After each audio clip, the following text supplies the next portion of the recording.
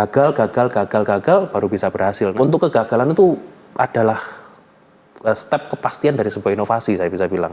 Di fase grow ini yang kita harus selalu aktif untuk lakukan perbaikan. Halo semua, welcome to Marketplace Wisdom. Masih bersama saya Fandi dan saya co-host hari ini Meiti. Yes, kita mau bahas apa hari ini? Ada satu topik yang menarik sekali.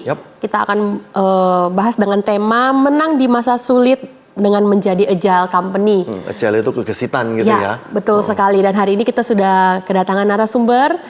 Tanpa berlama-lama, saya persilakan untuk memperkenalkan diri. Ya, Shalom Jemaat. Perkenalkan, saya Matthew. Saat ini saya aktif bekerja di PT Gading Murni. Saat ini saya melayani di GMS Sidoarjo sebagai CGL dan saya juga aktif di tim Welcome Home. Welcome Home. Welcome Home. Welcome Lounge. Welcome Lounge ya. Welcome Lounge. Oke. Nah, gimana? Bisa diceritakan gitu kira-kira Bro Matthew di situ mungkin sebagai apa dan background perusahaan gitu? Oke. Saya saat ini bekerja sebagai seorang profesional, posisinya di General Manager. Jadi perusahaan tempat saya bekerja ini awalnya perusahaan stationery, berjualan alat tulis gitu ya. ATK kita ngomong bolpen, pensil, penggaris, penghapus dan lain sebagainya. Itu dimulai dari toko, ya. Itu berdiri sekitar tahun 1940, 45, ya. Jadi tua sekali gitu ya dan senior ya kita bahasanya. Lalu berkembang dari toko tersebut sampai kita jadi importir perusahaan ini. Perusahaan ini beralih jadi importir, lalu pegang keagenan. Itu masih dalam kategori produk alat tulis kita sebutnya ya, ATK Stationery. Lalu dari sana perusahaan ini berkembang ke mebler. Mebler itu kita bisa ngomong meja, kursi, filing cabinet, berangkas dan lain sebagainya. Nah dari sana perusahaan berkembang lagi, masuk ke IT. Nah mungkin sebelum dilanjut, gini ya Bro Matthew kan juga sempat bilang tahun 90-an gitu ya. Nah hal seperti itu mungkin bisa dengan lebih spesifik diceritakan ya, biar kita juga tahu bahwa ternyata perusahaan tempat Anda bekerja ini setiap 10 tahun sekali itu ternyata mengubah strategi dan banyak hal. Perusahaan 10 tahun sekali. Ya 10 tahun sekali itu nggak exactly 10 tahun sekali sebenarnya, tapi kita melihat perkembangan zaman. Kalau kita lihat flashback di tahun 90-an itu kan era-era IT mulai masuk ya, internet masuk, terus komputer juga mulai masuk di Indonesia. Nah perusahaan saya melihat momentum itu dan berusaha ambil momentum itu. Jadi ada journey-nya itu tidak langsung setiap 10 tahun, tapi kita lebih lihat potensi pasar dan peluang yang ada di pasar, sehingga ya kita ambil kesempatan di potensi-potensi itu. Nah, sekarang Bro Matthew, kita kan pernah ngobrol di Clubhouse ya. Gitu. Jadi kalau boleh ada beberapa tahapan gitu ya, kalau nggak boleh bilang 10 tahun sekali. Nah, misalnya pertama ketika pada waktu itu semuanya masih ATK gitu ya, jual buku, jual meja dan sebagainya. Tapi begitu kira-kira pada periode tahun 90-an itu Bro Matthew sempat bilang itu bergeser ke alat-alat gambar gitu ya, rapido, penggaris-penggaris teknik, terus habis itu meja gambar. Nah, setelah itu begitu tahun 2000-an ketika pada waktu itu komputerisasi udah mulai desktop ya, masih PC dan sebagainya, itu berubah ke geser ke ini mebel-mebel elektronik gitu, juga, terus kursi-kursi komputer gitu ya, kursi untuk meja desktop dan sebagainya. Nah nanti tahun 2010 gitu ya, ketika gadget udah mulai banyak, shifting lagi gitu ya ke alat-alat seperti casing handphone dan sebagainya gitu ya kalau nggak salah. Ya buat alat printing, tapi alat printing itu baru di tahun 2018-an, Ko Fandi. Jadi kita lama itu di perkembangan IT itu terus kita masuk ke interior. Jadi sebenarnya perkembangan perusahaan ini itu mengikuti permintaan dan perkembangan zaman. Tapi balik lagi selalu ke resource kita. Resource perusahaan karena basicnya stationery berarti kan kita berjualan kemana nih, perusahaan-perusahaan gitu ya. Nah di perusahaan-perusahaan itu ternyata ada permintaan mebel gitu ya. Oke, kita padakan juga. Terus mengikuti perkembangan zaman, ada permintaan untuk IT-nya juga karena IT berkembang kan juga kantor-kantor perlu tuh IT. Kita masuk di IT-nya juga di situ. Nah setelah berkembang di IT, orang nggak cukup beli stationery, mebel IT, mereka juga bangun. Mereka minta interiornya gitu ya. Kita coba lagi, kita tes, diterima di pasar cukup baik, di customer cukup baik, kita berkembang di interior. Nah terakhir yang paling baru saat ini itu di digital printing. Ya. Kita punya produk awalnya itu di stationery itu produk stempel, ya produk stempel itu cukup terkenal lah, cukup banyak dipakai. Nah itu kita ada mesin lasernya. Jadi pembuatan stempel di kita tuh pakai laser bukan manual. Nah akhir-akhir tahun 2018 itu perusahaan sering ikut pameran ya, pameran-pameran printing menjual mesin laser. Ya tapi kita lihat stand-stand lain itu jualan printing dan lakunya jauh lebih banyak gitu ya. Nah melihat kembali lagi backbone perusahaan punya background mesin, kita mulai coba pelan-pelan pegang keagenan untuk mesin-mesin printing dan berjalan. Kita termasuk salah satu yang ya cukup berhasil di situ.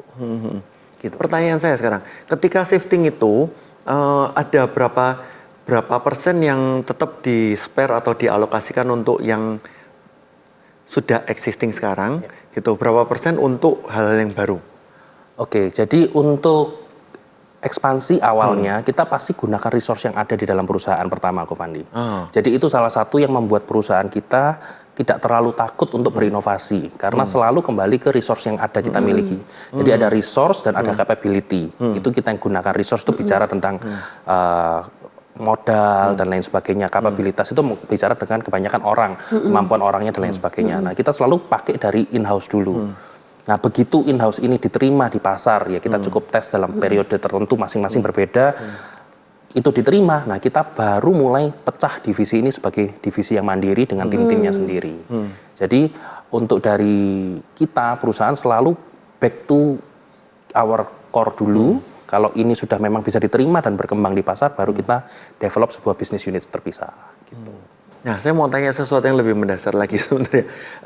Apakah inovasi ini sebenarnya sudah merupakan satu karakter dari pemilik atau stakeholder perusahaan, gitu ya, direktur atau family, ini bos-bos, keluarganya bos-bos, atau ini sesuatu yang terpaksa untuk berubah? Itu pertanyaan yang pertama. Yang kedua, mungkin juga bagi beberapa teman yang tadi dengerin, walaupun ini baru awal ya, itu nggak capek inovasi terus. Nah seperti itu. Padahal kalau misalnya di keluarga itu ya, misalnya satu dapat bakmi nih, jadi bakmi biasa sama mie bakso itu aja kadang-kadang harus tengkarnya bukan main. Gitu. Nah ini berinovasi yang menurut saya agak-agak major gitu ya. Nah itu nggak capek. Nah dua pertanyaan tadi. Oke, makasih Ko Fandi. Jadi kalau pertama pertanyaannya bagaimana perusahaan ini terus berinovasi, semua namanya di dalam perusahaan itu dimulai dari values atau nilai dari pemilik ya, ya. Jadi memang pemilik kita perusahaan ini aktif sekali berinovasi dan lihat kondisi pasar. Tapi selain daripada nilai, kita juga didorong sama kondisi pasar sebenarnya, Ko Fandi. Kalau kita selalu berpatokan pada salah satu bidang saja, ya banyak bidang itu yang sudah tidak baik dulu lah, kayak gitu. Sunset ya bahasanya. Tapi kalau kita nggak berinovasi, kita juga mati perusahaan gitu kan. Jadi declining. Jadi memang kalau kita kembali ke teorinya kan dalam business life cycle gitu ya. Sebelum masuk peak itu kita harus masuk fase growth lagi gitu ya.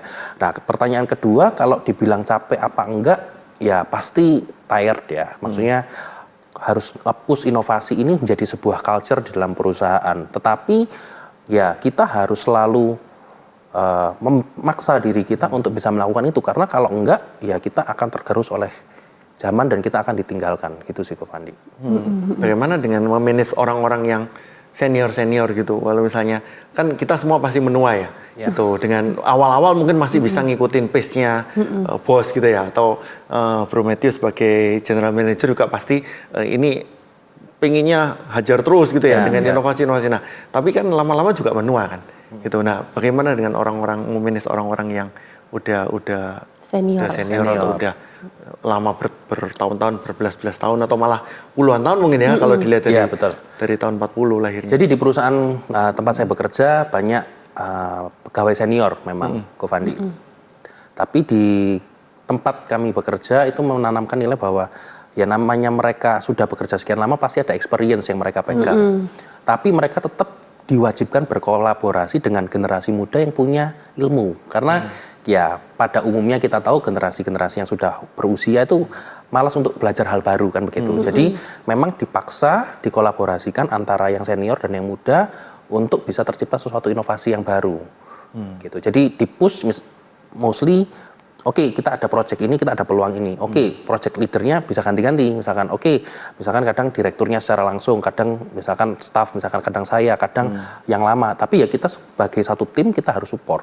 Gitu. Masalah pasti ada, masih bentrok, res, tapi ya kita selesaikan dengan konsensus, dengan kita ngobrol. Ya balik lagi kan kita bekerja buat kebaikan perusahaan pasti ya. Kalau kita ngomong konteksnya bekerja, ya kita kembali ke konteks saja, nggak masuk ke pribadi. Itu sih yang biasa ditekankan. Saya penasaran, dalam berinovasi ini kan ada beberapa kali inovasi yang muncul kan. Ya sampai hari ini kita dengar ceritanya sebagian besar ada yang berhasil. Tapi apa ada yang gagal juga ya dalam berinovasi ini? Oh, pastinya ada sih ya. Jadi pastinya ada, nggak mungkin semua inovasi itu berhasil. Contohnya yang saya kasih gambaran pada saat COVID kemarin. Ya, sempat COVID semua kita stres gitu ya. Kita semua tiarap gitu ya, bahasanya sudah nggak tahu mau ngapain, kita nggak ada gambaran bisnis gimana, bahkan kehidupan buat besok mungkin nggak ada gambaran.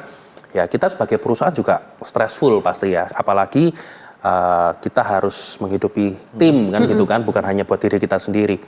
Nah pada saat itu ya kita coba lihat peluang yang ada, kita lihat ada peluang untuk kebutuhan cuci tangan. Waktu itu kan cuci tangan selalu pakai keran ya, belum pakai sensor apa itu kan belum umum. Ya kita lihat dari sana, kita coba produksilah alat cuci tangan yang touchless gitu ya, dengan segala keterbatasan dan kemampuan yang kita miliki, jadilah itu. Pada awal-awal jadi itu komplainan jujur saja banyak sekali gitu ya, masih ada yang defect ini, kurang itu, ya bukan berarti awal jualan itu kita untung gitu ya, terus tapi kita tetap proses, kita tetap produksi terus sambil penyempurnaan sampai akhirnya ya puji Tuhannya kita bisa jual ribuan unit juga pada saat COVID itu. Jadi untuk kegagalan itu adalah step kepastian dari sebuah inovasi, saya bisa bilang. Jadi bukan keberhasilan, jadi tapi gagal baru bisa berhasil. Nah, gimana jangan sampai sebelum kita di sisi major itu kita sudah matang dulu nih produknya, matang dulu bisnisnya. Karena kalau sudah major misalkan kita sudah dikenal terlalu banyak orang, terus masih tetap gagal, ya di situ mungkin sudah terlambat gitu ya. Jadi di fase grow ini yang kita harus selalu aktif untuk lakukan perbaikan gitu. Oke. Waktu berinovasi, ini kan beberapa bidang inovasi ini sebenarnya kalau mau ditarik mundur ke produk awalnya yang stationery ini kan agak jauh ya. Kalau COVID ya memang karena ada kebutuhan, tapi end up dengan mebel, interior bahkan. Mindsetnya itu apa yang dimiliki company atau leader-leader yang ada waktu berpikir berinovasi? Biasanya kan kalau orang inovasi itu pasti nggak jauh-jauh dari produk awal. Atau enggak, ya apalagi masih produk awalnya masih di keep ya. Sampai bisa sejauh itu punya mindset apa? Apakah pure hanya melihat kebutuhan pasar, oh pasar lagi butuh ini, kita inovasi di sini aja, atau apa yang dimiliki gitu, pengen tahu. Jadi pertama yang dimiliki pasti keinginan dan mindset untuk selalu mau berkembang. Nggak boleh tertutup sama inovasi. Kita harus itu dulu, karena kalau itu nggak ada pasti nggak berjalan step-step berikutnya gitu ya. Yang kedua yang harus dimiliki juga adalah kalau dari kita, pengalaman tempat perusahaan saya bekerja itu selalu memang lihat dari potensi pasar. Kalau dibilang jauh sebenarnya nggak juga sih tadi ya. Basicnya kan stationery. Stationery itu jual kemana sih? Kan rumah nggak banyak. Ya pemakaian paling banyak itu pasti sekolah, kantor. Nah sekolah, kantor punya kebutuhan apa? Nah kita coba masuk ke sana.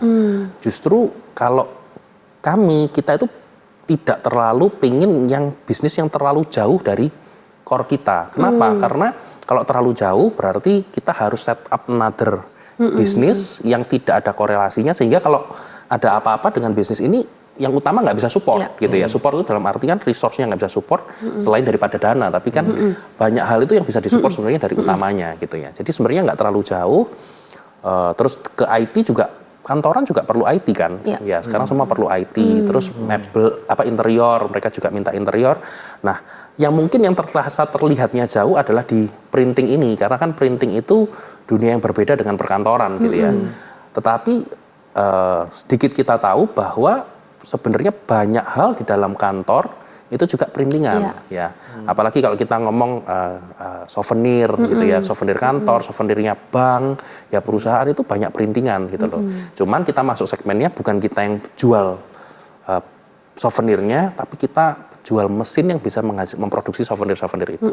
Nggak sedikit juga dari customer base kita yang kita kasih order ke customer printing kita. Jadi mereka beli mesin kita, tapi kita juga bantu provide mereka dengan orderan dari customer perusahaan kita. Ya, sekarang mari kita sama-sama mendengarkan apa yang menjadi dasar firman Tuhan untuk sesi kita pada hari ini. Saya ambil dari 2 Samuel 5 ayat 22. Ketika orang Filistin maju sekali lagi dan memencar di lembah Refaim, maka bertanyalah Daud kepada Tuhan. Dan Tuhan menjawab, janganlah maju tetapi buatlah gerakan melingkar sampai ke belakang mereka, sehingga engkau dapat menyerang mereka dari jurusan pohon-pohon kertau. Dan apabila engkau mendengar bunyi derap langkah di puncak pohon-pohon kertau itu, maka haruslah engkau bertindak cepat, sebab pada waktu itu Tuhan telah keluar berperang di depanmu untuk memukul kalah tentara orang Filistin. Jadi ini ceritanya, orang Filistin ini sudah menyerang Daud. Daud tanya sama Tuhan, Tuhan bilang maju, serang, dan akhirnya orang Filistin kalah. Tapi kita bisa tahu sebenarnya, sekalah-kalahnya musuh, sekalah-kalahnya kompetitor, tidak pernah putus asa. Mereka akan balik lagi, dan beneran pada saat ini orang Filistin kembali lagi menyerang, tetapi dengan metode yang sama. Dan di sini kita bisa lihat ya, Tuhan mengatakan kepada Daud, jangan kamu maju, tapi kamu harus buat gerakan yang memutar di dekat pohon-pohon kertau itu. Jadi masing-masing dari kita, sekarang kita harus sadar zaman sudah berubah. Tidak ada pengalaman di masa lalu, keberhasilan di masa lalu, terus apa ilmu yang kita sudah tahu di masa lalu, itu bisa jadi tidak berhasil di zaman-zaman sekarang, apalagi di zaman yang akan datang. Kita semua pasti perlu shifting, kita perlu inovasi, kita perlu bergeser, bagaimana kita tidak boleh ada di zona nyaman dan lain, dan itu butuh effort. Dan bisa kita bayangkan kalau Daud pada waktu itu malas-malasan, Tuhan nggak mau ya Tuhan, paling enak kemarin bukankah maju aja udah menang kok, kenapa sekarang harus berjalan memutar? Bisa jadi jalan memutar di pohon-pohon kertau itu siapa tahu becek lah, nanti ada binatang liar lah, ada apalah. Tapi Bapak Ibu Saudara, kalau Tuhan sudah menyuruh kita untuk memutar di sesuatu hal gitu ya, kita tidak pakai cara-cara yang konvensional seperti kemarin, Tuhan pasti punya rencana yang lebih indah, dan hasilnya bisa jadi jauh tidak pernah kita bayangkan. Oleh karena itu mari sama-sama kita sadar, zaman sekarang zamannya berubah. Apapun jenis profesi kita, bisnis kita, semua zaman udah berubah. Mari kita tanya sama Tuhan, Tuhan, apa yang harus saya lakukan? Tetap maju atau saya harus berputar dengan ada effort-effort tertentu, resiko-resiko tertentu dan sebagainya. Tapi percayalah, apa yang Tuhan sediakan bagi kita, kalau kita benar-benar mau ikut rencana Tuhan, tidak lewat zona nyaman, apa yang tidak pernah dilihat mata, tidak pernah didengar telinga, tidak pernah timbul dalam hati, disediakan Tuhan bagi semua orang yang mengasihi Dia. Siapkah kita untuk berubah, berinovasi? Tuhan Yesus memberkati. Iya. Nah sekarang ini mumpung bawa ini ya gimmick ya. Pak produk. Nah kira-kira apa kaitannya bro dengan inovasi-inovasi ini? Ya mungkin ini ada gambaran produk kita ya. Mungkin banyak yang tidak tahu ini produk stempel, terutama mungkin di Surabaya itu sangat umum ya, sangat dijumpai di kantor-kantor. Ini yang menjadi awal perusahaan bisa berkembang ke printing yang tadi saya bilang. Jadi produksi stempel ini kalau di tempat kita itu memakai mesin laser. Jadi sangat presisi, ukuran yang kecil pun itu jelas. Ya, stempel kita juga beberapa dipakai sampai di imigrasi di Indonesia. Jadi memang kualitasnya kualitas baik lah gitu ya. Nah, dari sini dari alat printing ini, dari alat stempel ini kita punya potensi dijual mesin printing tadi. Ya, karena kita jualan mesin lasernya itu di area pameran printing yang orang belanjanya sedikit mesin laser kita, tapi mesin printingan itu laris gitu ya. Kalau kita ngomong zaman sekarang sih, apa sih yang nggak di print? Spanduk, umbul-umbul, banner, tumbler di printing, casing, semua stiker itu semua printing. Jadi ini awalnya dari sini. Nah kalau ini salah satu produk yang mungkin kita nggak tahu tapi dekat gitu ya di kehidupan kita, nggak tahu kalau produk perusahaan kami. Nah ini juga ceritanya itu kembali lagi ke backbone kita gitu. Kita lihat apa ya peluang yang kita bisa kerjakan. Saat itu kita sudah ada percetakan gitu ya, dari ada stationery kita punya percetakan. Nah kalau percetakan itu kan buku dan lain sebagainya. Nah mesin ini kan utilitasnya juga nggak 100% maksimal gitu ya. Kalau nggak ada orderan, apa sih yang kita bisa kembangkan? Nah, berkembanglah di produk-produk, kita ngomong label gitu ya. Jadi kalau dari tempat perusahaan saya bekerja, coba lihat potensi pasar dan selalu lihat resource kita dan kapabilitas kita. Karena pasti banyak yang bisa dikembangkan. Kalau buat saya sendiri, saya mengamini itu dari firman-Nya Tuhan berfirman di Nuh ya. Ya, kalau kita lihat yang paling utama pasti kita minta tuntunan Tuhan supaya kita bisa tahu apa sih yang ada di depan. Karena kita ini kan hidup di masa saat ini gitu ya. Sebaik-baiknya kita nggak akan lebih bisa tahu pemilik masa depan yaitu Tuhan sendiri gitu kan. Tapi saat Nuh sudah dikasih tahu sama Tuhan bahwa akan ada air bah gitu ya. Tuhan kan juga bilang, oke, siapkan bahteramu. Nah, bahteramu itu Nuh, ya saya yakin dia juga pakai resource semua yang dia miliki untuk bisa membangun itu gitu loh. Nah, gimana caranya? Ya, saya yakin semua jemaat Tuhan perlu tanya Tuhan gitu ya. Di bisnis kita atau di bisnis kalian masing-masing, di depan itu akan terjadi apa? Apa yang harus kita bangun gitu ya. Kalau tadi saya sampaikan mungkin dari sisi pengetahuan duniawinya, tapi saya sangat percaya bahwa kemampuan kita terbatas dan kalau kita mengandalkan kepintaran kita sendiri, kita pasti gagal untuk memilih inovasi yang tepat gitu ya. Jadi minta arahan Tuhan, terus ya balik lagi ke resource kita karena di firman yang lain juga Tuhan selalu memakai dari apa yang kita miliki. Tuhan memakai Musa selalu dari tongkatnya, Tuhan memakai semuanya selalu dari apa yang dimiliki. Kalau saya sih gitu kok Pandi. Jadi ini yang barang-barang yang waktu itu mungkin kelihatan, oh berarti secara mesin, secara apa masih bisa dikembangkan lagi. Betul. Baru saya gagal fokus mati lihat push sama pull. Soalnya kadang-kadang di minimarket kan menipu ya. Iya. Tulisannya push padahal bisa di pull. Kayak itu cuma selingan aja. Satu lagi, bagaimana dengan inovasi-inovasi itu terus kan pasti ada stok-stok ya. Gitu. Nah, gimana cara manage stok yang dengan kecepatan disrupsi dan sebagainya ini mungkin udah kadung stok banyak. Contoh misalnya siapa tahu masih ada stok mesin ketik gitu. Itu mesin ketik manual siapa tahu gitu. Siapa tahu masih ada atau yang manual ataupun yang elektrik, padahal sekarang semuanya pada enggak. Nah, itu caranya gimana? Apakah cuci gudang atau gimana gitu. Mungkin teman-teman juga pasti ada beberapa masalah dalam hal seperti itu kan. Ya, kalau dalam inovasi kita ngomong produk, contoh ya, saya ngambil contoh yang alat cuci tangan aja. Sampai sekarang pun kita masih ada stok sebenarnya ke Pandi gitu ya. Tapi permintaan sudah menghilang ya. Tapi it's part of innovation yang sudah kita kalkulasikan sebenarnya ya. Ya, memang ada beberapa strategi untuk mengeluarkan barang-barang lama. Misalkan kita berikan sebagai gift kepada customer-customer kita. Kita keluarkan memang promo harga murah.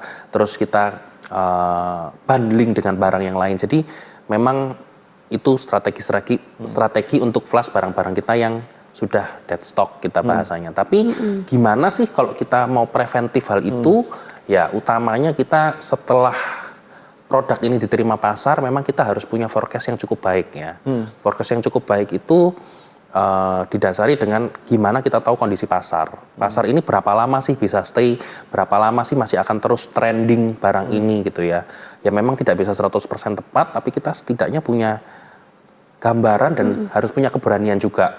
Karena kalau dari sisi kami melihatnya opportunity cost. Kalau kita overstock, kita rugi, tapi lebih parah jika ada permintaan kita nggak punya stok. I see. Ya, lebih kalau ibaratnya barang-barang kita ini kan bukan barang-barang yang expired gitu ya. Kalau makanan overstock basi buang gitu ya. Kalau barang-barang kita barang-barang seperti ini kan nggak laku ya simpan aja lah gitu rasanya kan. Kalau memang kita lagi kebutuhan ada cash dan lain sebagainya kita promo. Kalau enggak ya karena barang kita yang sifatnya rutin, sifatnya sudah stabil ya, bukan stabil ya. Permintaannya selalu ada ya, sejelek-jeleknya misalkan kita ngomong label seperti ini gitu ya. Mungkin ada kelebihan stok ya, paling kita nggak produksi tipe ini, kita produksi tipe lain, ini dihabiskan pelan-pelan. Contoh yang cuci tangan tadi, sebenarnya cuci tangan itu basicnya kita itu jualan tong sampah sebenarnya. Tong sampah kita itu dari fiber. Ya kalau tong sampah lain dari plastik, dari kita dari fiber sehingga waterproof ya. Waterproof, kedua nggak berubah warna dan nggak bulak gitu ya bahasanya. Nah jadi kalau misalkan alat cuci tangan kita ada overstock, ya kita bisa alihkan tongnya itu ya jadi tong sampah lagi. Kita jadikan produk yang lain gitu. Jadi gimana kita bisa mengelola dengan kreatif produk-produk kita itu kalau bisa satu produk ini turunannya banyak gitu Kak Fandi. Ya saya tertarik tadi, mending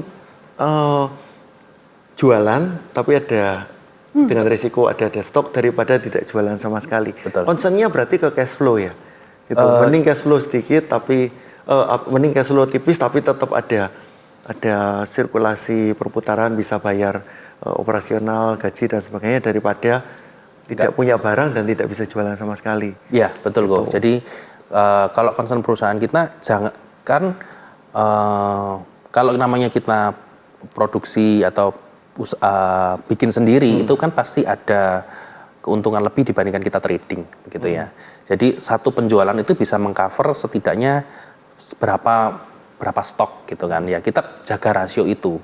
Ya, lebih baik kita ada lebih sedikit stok kita tapi kita masih kalau ada permintaan masih kita bisa layani daripada kita nggak bisa layani sama sekali. Kecuali produk-produk itu memang produk-produk yang niche market.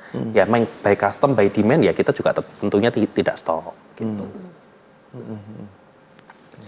Kira-kira ke depannya kalau lihat tren market sekarang ya, dari company sendiri sudah menyiapkan inovasi baru lagi nggak atau masih untuk fokus dengan yang ada dulu aja? Karena kalau kita lihat dari historinya kan ini company yang tidak berhenti berinovasi ya. Kira-kira gimana kalau dari company sendiri? Mempertajam Meti ya.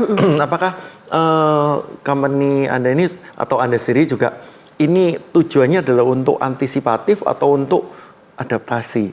Beda ya, antisipatif itu berarti kira-kira ke depan seperti ini apa yang saya harus siapkan gitu ya. Atau adaptasi itu lebih ke arah ternyata di hari H gitu baru ketahuan ternyata butuh ini dan agak gerusak-gerusuk gitu ya. Untuk mempersiapkan. Atau lebih senang memang karena senang inovasi jadi senang mencoba gitu. Betul. Kan ada juga company yang memang senangnya gitu. Trial dulu gitu ya. Experimental way katanya Tesla ya. Oke, saya coba jawab. Jadi untuk ke depan mungkin ya pertanyaannya kita ada melihat potensi di AI dan teknologi masih ya karena berkembang ke arah sana itu turunannya banyak, ada cyber security, ada data privacy protection dan lain sebagainya. Ya kita coba berkembang ke sana karena negara-negara yang sudah maju itu kan sudah sangat aware dengan hal ini gitu ya yang belum terjadi di kita gitu ya di negara kita. Itu yang pertama. Yang kedua kalau menjawab pertanyaannya Ko Fandi sorry apa tadi? Jadi untuk inovasi seperti ini saya lebih lihat ke spiritnya. Apakah spiritnya itu lebih ke antisipasi? Antisipasi ya. Adaptasi ya. Ya, antisipasi berarti kan lihat jauh ke depan dulu, lalu kita harus siapin apa gitu ya. Nah, kalau adaptasi ini lebih ke arah kan spontan gitu. Ternyata sekarang barusan ketahuan misalnya semua pada belok ke kanan nih, ya udah kita ikut belok ke kanan. Seperti Covid kemarin ya. Betul. Kalau misalnya keran tadi kan lebih ke arah Covid kemarin gitu, lebih ke arah adaptasi.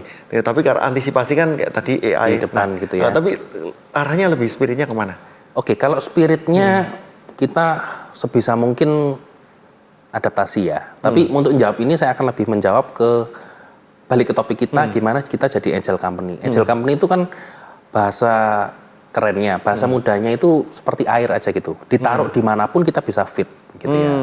Ditaruh di botol kita jadi botol, ditaruh di gelas kita jadi gelas gitu biasanya. Nah, kita harus menurut saya kita harus bisa keduanya kok. Memang berpikir panjang itu jauh lebih baik.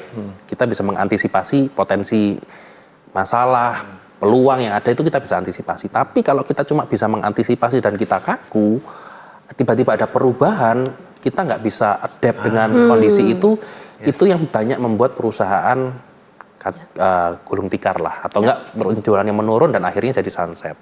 Jadi menurut saya dua-duanya perlu, tapi balik spiritnya ya kita harus jadi perusahaan yang agile. Agile itu kalau kita balikin, kita mau agile itu buat apa? Pertanyaannya gitu kan, pasti kan. Kalau kita buat bisa agile dan lincah ini buat apa? Pasti kan buat long term goal-nya adalah bisa dapat sustainable growth atau sustainable success gitu ya. Kalau kita mau bisnis kan nggak mau cuma berhasil bulan ini, tahun ini, 10 tahun lagi hilang kan nggak mau. Pastinya kan terus berkelanjutan gitu ya. Jadi tujuannya ke sana. Jadi kita pengen dapat long term sukses sehingga ya kita harus agile. Kita harus berani beradaptasi, kita harus lincah. Suka nggak suka kita harus mau gitu ya. Dari orang, dari resource, dari struktur juga itu mempengaruhi gitu sih Kofandi. Oh, keren. Jadi dari sini teman-teman kita bisa lihat ya, tidak boleh capek-capek, tidak boleh putus asa gitu ya. Wah, capek nih, agile terus gini-gini. Nah, kita bisa lihat bahwa ternyata sebenarnya juga Tuhan juga meminta kita juga untuk selalu berusaha, selalu untuk bahkan rela ninggalkan zona nyaman dan lain-lain. Gitu. Jadi kalau misalnya ini di gereja aja kita diajari seperti itu, apalagi ketika nanti kita di Martulis, dan Bro Matthew juga sudah membuktikan pada kita bahwa untuk bisa sustain itu juga harus gesit gitu ya. Harus siap untuk berubah, tinggalin zona nyaman dan lain-lain. Ya. Dari Bro Matthew mungkin ada message buat para viewers yang mungkin sedang mengalami juga di fase-fase bisnis yang mau berinovasi atau sedang di masa-masa inovasi, ada pesan khusus apa buat para viewers? Oke, untuk semua jemaat Mawar Sharon, khususnya yang lagi nonton Marketplace Wisdom, jangan pernah khawatir pertama ya kalau saya bilang akan hari esok gitu ya. Pasti Tuhan sudah sediakan, Tuhan juga berfirman, Tuhan yang menjaga masa depan kita. Tapi kita sebagai anaknya juga nggak boleh berhenti berusaha, prinsipnya seperti itu. Jadi apapun yang ada di tangan kita, kerjakanlah dengan sebaik-baiknya seperti kepada Tuhan. Ya, kalau kita contoh perumpamaan talenta juga, apapun yang dipercayakan Tuhan di tangan kita harus usahakan. Ya, usahakan itu ya di topik ini dan di case ini saya mengartikannya dengan terus berinovasi gitu ya. Nggak bisa kalau kita selalu berpatokan dengan cara kerja yang lama untuk bisa berhasil, ya pasti kita sudah kegulung oleh zaman gitu ya. Dan jangan pernah takut untuk gagal ya jemaat, karena sudah pasti gagal. Cuman kegagalan yang terukur ya? Iya, tapi kegagalan yang terukur. Jadi kalau selalu kembalikan ke resource dan kompetensi yang kita miliki. Jangan pernah melampaui batas. Misalkan kemampuan kita hanya 100 gitu ya, kita paksakan 200, 300 ya. Kalau itu gagal, habislah semuanya. Tapi yaitu jangan sampai kita takut ya untuk melangkah, selalu tanya Tuhan pertama ya. Tuhan bukakan hikmatnya gitu ya, apa yang akan terjadi ke depan, apa yang harus kita lakukan, karena bisa jadi ya kalau ini pengalaman pribadi ya, bisa jadi kita dikasih tahu nih, oh yang di depan terjadi ini, tapi Tuhan bilang ya ini belum waktumu, belum saatmu, jangan bergerak dulu, ya jangan mendahului Tuhan gitu ya.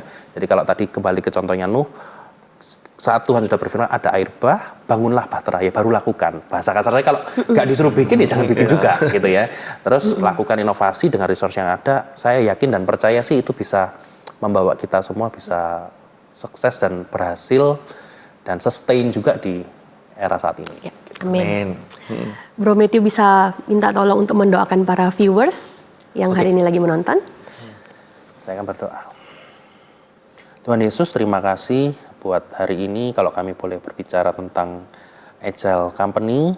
Tuhan, kami berdoa buat setiap jemaat Gereja Mawar Sharon bisa memiliki pertama kedekatan Tuhan denganmu, biarkan kami bisa mengerti kehendak-Mu, mengerti mau Tuhan dalam hidup kami, sehingga Tuhan Kau bukakan pewahyuan-pewahyuan Tuhan kepada setiap kami untuk di masa mendatang, untuk di masa ini apa yang akan terjadi di sekitar kami. Dan Tuhan, kami mohon tuntunan-Mu, kami mohon penyertaan-Mu, biar Tuhan yang berikan arahan apa yang harus kami kerjakan Tuhan pada saat ini dan ke depannya, sehingga Tuhan kami bisa selalu mengerjakan segala sesuatunya dengan tepat dan untuk kemuliaan nama Tuhan. Kami berdoa, berikan kami hikmat, berikan kami keberanian Tuhan, temukan kami dengan orang-orang yang tepat, di waktu yang tepat, di kesempatan yang tepat, sehingga segala sesuatunya Tuhan bisa berhasil dan menjadi kemuliaan buat nama Tuhan. Amin. Terima kasih Tuhan Yesus, kami mengucap syukur, kami percaya buat rancangan-Mu yang sudah Kau siapkan kepada kami adalah rancangan damai sejahtera, sukacita, dan kemuliaan buat nama Tuhan. Dalam nama Tuhan Yesus kami berdoa. Amin. Amin. Wow, thank you Bro Matthew. Sekarang jadi sebenarnya kita bisa simpulkan ya, sebenarnya orang atau perusahaan yang berhasil itu sukses gitu, sustain itu bukan perusahaan yang kuat semata, tapi perusahaan yang bisa inovasi, perusahaan yang antisipasi, dan perusahaan yang mau adaptasi, apalagi zaman-zaman disrupsi seperti sekarang ini. Yes. Ya. Buat teman-teman yang sedang menonton, jangan lupa untuk like video ini, di-share ke semakin banyak orang, karena saya percaya video ini pasti akan menjadi berkat. Dan juga jangan lupa untuk subscribe channel ini, karena ada banyak episode-episode berikutnya yang akan juga memberkati kita semuanya. Oke, see you. Bye-bye. God bless ya. God bless.